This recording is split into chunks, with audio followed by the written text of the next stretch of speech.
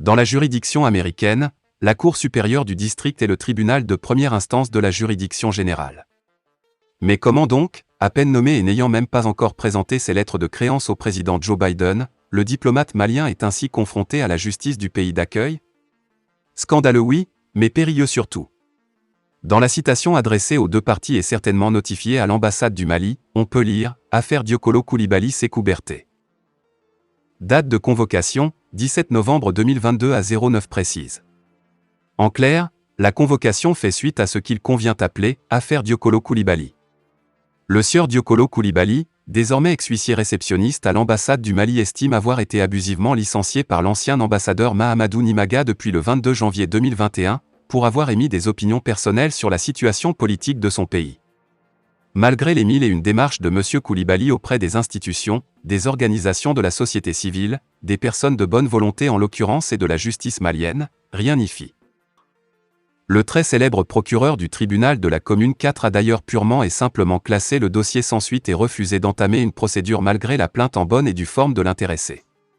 Pour sa part, l'administration a écouté les chants de sirène du désormais ex-ambassadeur Nimaga, prétendant que le plaignant a été recruté aux États-Unis et qu'il revenait à la justice de ce pays de trancher. Et patatras. Après toutes les tentatives infructueuses, Diokolo Coulibaly a donc suivi ses conseils à la lettre. Il a saisi les juridictions américaines. Et on connaît désormais la suite, l'ambassadeur du Mali est convoqué par la Cour supérieure du district de Columbia le 17 novembre à 09 précise. Disons-le tout de suite, ceux-ci, les juges américains, ne sont pas des plaisantins. Mais pourquoi donc, c'est sur le nouvel ambassadeur, nommé ayant pris fonction respectivement le 25 février et le 1er janvier 2022, donc n'ayant apparemment rien à voir dans ce dossier, pourquoi donc, c'est sur lui que ça tombe?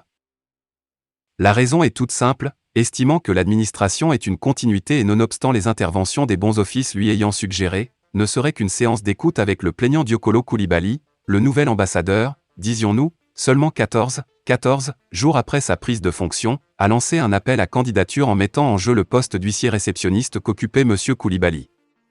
Un geste fort qui indique manifestement qu'il ne souhaite rien entendre au sujet de cette affaire. Notre nouvel ambassadeur n'ignorait pourtant l'existence d'un contentieux non encore vidé. Non plus l'existence d'une plainte pour licenciement abusif. Un licenciement selon le plaignant, sans préavis, sans droit après 09 ans de loyaux services rendus aux usagers de l'ambassade du Mali à Washington D.C. Si l'administration s'avère en effet une continuité, il importe au préalable de s'assurer du bien fondé des actes posés. Sont-ils fondés? Mais pourquoi donc, c'est sur le nouvel ambassadeur n'ayant apparemment rien à voir dans ce dossier que ça tombe? Joint par nos soins, le plaignant Coulibaly ne veut qu'une chose, être remis dans ses droits. Ce n'est pas trop demandé. Et ses avocats ont engagé des démarches pour ce faire. Que risque donc le diplomate malien en marge de cette plainte? Rappelons à propos que M. Berté, un émigré malien aux États-Unis depuis maintenant plusieurs années ayant une partie de sa famille à New York, connaît bien le mécanisme de fonctionnement de la justice, des services de l'immigration ainsi les autres juridictions du pays. N'ayant pas encore présenté ses lettres d'accréditation au président Biden, et même si, il risque non seulement l'annulation de son accréditation et aussi, de l'expulsion. Il est illusoire de croire que la justice américaine relève de l'administration ou la suit bêtement. L'affaire Dominique Strauss-Kahn est là pour le rappeler. Plus récemment et plus près des États-Unis, au Canada, une diplomate sénégalaise a été arrêtée par la police et mise à la disposition de la justice, sans ménagement. Ici aux États-Unis, lorsque le juge délivre une ordonnance, l'huissier l'exécute avec les agents du FBI ici et il gèle les biens matériels immobiliers et financiers du condamné. Il importe, en tout état de cause, que l'administration ainsi que les juridictions nationales s'assument et assument. Autrement, des dérapages de cette nature et les risques inhérents ne finiront jamais. En refusant de rendre justice aux justiciables du pays, d'autres le feront à leur lieu et place et de la plus belle manière. C'est ici ou ailleurs, dans le pire ou le meilleur des cas, tout dépend de l'angle de vue, dans l'au-delà. En tout cas, ça discrédite les premières. La preuve. Le Premier ministre, Shogel Kokala Maïga, a présidé, mardi, dans la salle de conférence de la primature, un conseil de cabinet consacré à l'examen de l'avant-projet de loi portant modification de la loi des finances pour l'exercice 2022, annonce le ministère de l'Économie et des Finances. La crise de l'UE et les sanctions illégales et injustes prises par la Communauté économique des États de l'Afrique de l'Ouest, CEDEAO, et l'Union économique et monétaire ouest-africaine, UEMOA, contre notre pays déjà confronté à la double crise sécuritaire et sanitaire liée à la Covid-19 ont eu un impact négatif sur l'économie nationale en provoquant un ralentissement des activités économiques et, par extension, une diminution des recettes de l'État, explique le MEF dans un communiqué. Ce qui fait que notre équilibre budgétaire risque d'être rompu, car les recettes que nous attendons et qui sont liées au commerce risquent de ne pas être atteintes, a expliqué, au terme de la rencontre, le ministre de l'Économie et des Finances, Alioune Sanou. Comme ces objectifs ne seront pas atteints, nous avons estimé que nous risquons de perdre à peu près 190 milliards de francs CFA de recettes. Donc, il fallait nécessairement revoir comment redistribuer les dépenses, a indiqué le chef du département en charge des finances. Dans cette situation d'une baisse de recettes budgétaires, il faut prendre en compte deux facteurs importants, selon le ministre. L'année dernière, le gouvernement a eu une discussion avec les syndicats qui a abouti à une unification de la grille salariale au niveau de la fonction publique. Ce qui devait avoir un effet complémentaire sur cet exercice qui n'était pas forcément budgétisé au début. Donc, nous avons vu qu'on a une dépense supplémentaire en salaire de 66 milliards de francs CFA qu'il fallait mettre dans le budget, mais aussi, celle liée à la sécurisation de tout le territoire, a expliqué le ministre de l'Économie et des Finances. À ce propos, Alioune Sanou a soutenu que 113 milliards de francs CFA ont été engagés dans ce sens, notamment au niveau des ministères de la Défense et de la Sécurité. Les deux montants qui font environ 179 milliards de francs CFA viendront augmenter les dépenses. Il s'agira de réduire de 318 milliards de francs CFA les dépenses des autres ministères afin de pouvoir avoir un budget plus ou moins équilibré et ressortir avec des taux de déficit budgétaire similaires au déficit initial qui était prévu dans la loi de finances. Ainsi, dira le ministre Sanou, nous avons les recettes budgétaires qui passent de 2130 milliards de francs CFA à 1982 milliards de francs CFA. Et les dépenses budgétaires qui passent de 2748 milliards de francs CFA à 2647 milliards de francs CFA. Selon lui, le déficit budgétaire qui était attendu, 4,7%, est passé à 5,2%. Donc, on a un creusement de déficit de 47 milliards de francs CFA liés aux impacts de toutes les évolutions que nous avons connues dans l'environnement, a conclu le premier responsable de l'hôtel des finances. Une partie du personnel de l'ambassade des États-Unis au Mali est rentrée à cause des attaques djihadistes à Bamako et dans d'autres centres urbains du pays.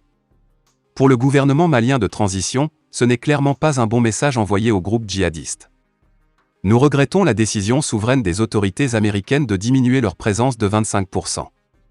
J'ai eu des échanges très francs, très directs avec l'ambassadeur américain, a réagi Abdoulaye Diop, ministre des Affaires étrangères du Mali. Le patron de la diplomatie malienne s'est exprimé, hier vendredi, à l'occasion d'une conférence de presse conjointe avec le secrétaire général de l'Organisation de la coopération islamique, OCI, Hissène Brahim Taha, en visite officielle au Mali du 4 au 6 août. À Paris, quand le Bataclan a été attaqué, nos ambassadeurs n'ont pas fui. Quand New York a été attaqué, ils n'ont pas fui. Mais pourquoi quand ça se passe chez nous, on dit que c'est à 15 km de Bamako, il faut qu'on parte, a fustigé M. Diop. De son côté, le département d'État américain affirme que l'ambassade continue d'avoir une capacité limitée pour fournir une aide d'urgence à ses ressortissants. Le 21 juillet dernier, la ville garnison de Kati, à l'entrée de Bamako, a été la cible d'une attaque aux véhicules piégés menée par la Katiba Massina du groupe de soutien à l'islam et aux musulmans, GSIM, affilié à Al-Qaïda au Maghreb islamique, AQMI. Selon un bilan de l'état-major général des armées maliennes, un soldat a perdu la vie lors de cette offensive qualifiée d'audacieuse par plusieurs observateurs de l'insurrection djihadiste que traverse le Mali depuis une décennie. Quand des kamikazes se lèvent, ils renoncent à leur vie. Ils peuvent donc frapper partout. Si les terroristes décident, ils vont le faire, a expliqué le ministre malien des Affaires étrangères. À Kati, s'est félicité Abdoulaye Diop, la riposte des forces armées maliennes a été immédiate, vigoureuse et décisive, car l'essentiel des suspects ont été arrêtés, avec le concours de la population. Le lundi 1er août 2022, le rossignol de la musique mandingue a été reçu en audience par le Premier ministre Choguel Kokala Maïga.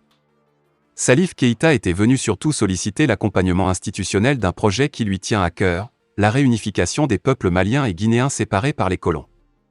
Et les choses semblent évoluer dans le bon sens puisque, la semaine dernière, une forte délégation ministérielle malienne a séjourné à Conakry pour non seulement remercier la Guinée pour son soutien inestimable pendant l'embargo de la CEDEAO, mais aussi et surtout réchauffer de vieux projets d'intégration. La Guinée et le Mali sont un même pays qui a été divisé par la seule volonté du colonisateur, a déclaré la star de la musique mandingue et membre du Conseil national de la transition, CNT, Salif Keïta, lors de l'audience que lui a accordée le Premier ministre le 1er août 2022. Le Mali et la Guinée sont un même peuple et c'est ce que les premiers dirigeants, Modibo Keïta et Ahmed Sékou Touré, avaient compris. C'est pourquoi ils avaient déjà entamé le processus de fédération, a-t-il rappelé. Le Premier ministre a félicité son hôte pour l'initiative en lui promettant l'accompagnement des plus hautes autorités du pays. Et Dr Shogel Kokala Maïga a assuré l'artiste que son projet sera transmis au président de la transition. Et pour lancer le processus d'intégration, le Rossignol du Mandé envisage d'organiser une semaine artistique et culturelle à Kouré-Malé, frontière géographique entre les deux pays, pour consacrer l'union des peuples par les arts et la culture avant les actes politiques refondateurs. Et visiblement les décideurs politiques sont dans la même dynamique que l'artiste puisqu'une forte délégation ministérielle, 5 ministres conduits par Abdoulaye Diop des Affaires étrangères, a séjourné la semaine dernière à Conakry dans un élan panafricaniste. Elle était porteuse d'un message du président Assimi Goïta à son frère Mamadi Doumbouya. Jeudi dernier, 4 août 2022, cette visite a donné lieu à un conseil des ministres spécial au palais Mohamed V. Autour de la table de l'intégration, Maliens et Guinéens ont décidé de renforcer les corridors ferroviaires et routiers entre les deux États. Nous avons été agréablement surpris par cette initiative du président de la transition guinéenne de nous convier à cette session spéciale du Conseil des ministres de la République de Guinée. Ce geste est le témoignage de l'engagement panafricain du président Doumbouya comme du président Goïta. C'est un geste d'union, d'unité et de solidarité. Nous sommes convaincus que les peuples maliens et guinéens comprennent exactement la portée de cet événement, s'est réjoui M. Abdoulaye Diop, ministre des Affaires étrangères et de la coopération internationale qui conduisait la délégation malienne. Ce séjour était aussi une visite de reconnaissance à l'égard des autorités et du peuple guinéen qui ont bravé toutes les menaces et intimidations pour soutenir le Mali pendant les sanctions imposées par la CEDEAO et l'UEMOA le 9 janvier et finalement levées le 4 juin 2022. La Guinée a fait preuve d'une solidarité remarquable à notre endroit. Donc c'est un message d'espoir à l'endroit de nos populations que nous devons continuer à travailler pour renforcer notre coopération et pour renforcer l'intégration entre nos deux pays, a assuré M. Diop. Le chef de l'État a demandé aux ministres guinéens et maliens de se mettre ensemble et de travailler sur 3 axes, économique, social et politique dans le bien-être de nos deux populations. Le président a également insisté sur le fait que les deux États devraient se mettre ensemble pour trouver les voies et moyens en matière d'infrastructures et de voies ferrées, a pour sa part déclaré Bernard Goumou, Premier ministre par intérim de la transition de la Guinée. À la suite de cette mission ministérielle, une délégation guinéenne a été reçue au ministère de l'Économie et des Finances vendredi dernier, 5 août 2022. Elle était venue approfondir les discussions afin de matérialiser les volontés politiques des chefs d'État du Mali et de la Guinée dans le cadre du renforcement de la coopération, notamment dans les domaines portuaires, routiers, sécuritaires et douaniers. Ainsi, les deux pays ont décidé de matérialiser certains projets liés aux infrastructures routières et ferroviaires en vue d'augmenter les volumes des échanges économiques entre la Guinée et le Mali. Il faut rappeler que ces deux pays vivent en ce moment une période de transition politique suite au coup d'État contre les présidents Ibrahim Boubacar Keïta, paix à son âme, le 18 août 2020 et contre Alpha Condé le 5 septembre 2021. Fin de la vidéo, merci pour votre attention.